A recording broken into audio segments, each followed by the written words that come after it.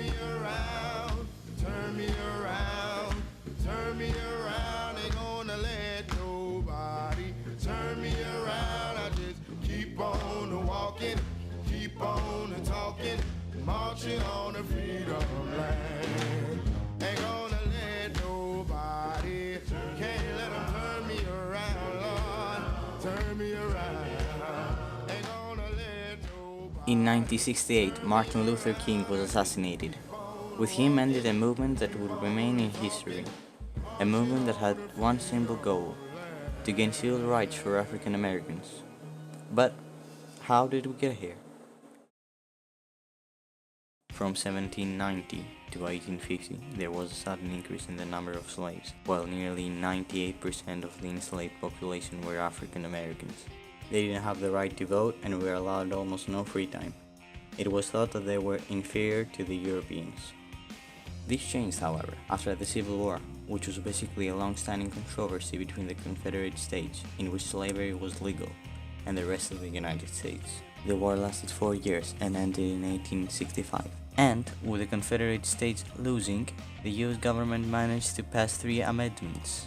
The first one declared slavery illegal, the second one gave African Americans citizenship, and the third one gave African Americans the right to vote. For the next decade, the government tried to enforce the rights of colored people through a process later called Reconstruction. At the same time, the white Americans in the southern states were starting to gain more power in the US Congress. Despite this, however, everything seemed to be going fine.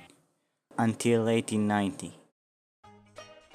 Many racist laws were then established, later named Jim Crow laws, laws that segregated black from white people. For once again, blacks could not vote. They were forced to go to different schools from Europeans.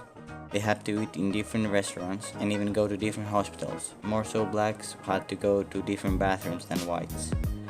They could not find a decent paying job and they were constantly being humiliated and beaten up. Something had to be done.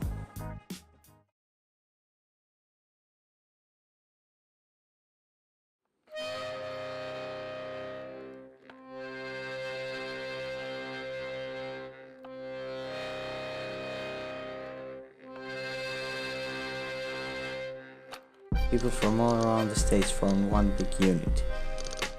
The crowd was filled with whites, blacks, children, men, women. It didn't matter what your religion was, or what your skin color was. No one was the same, yet everyone was equal.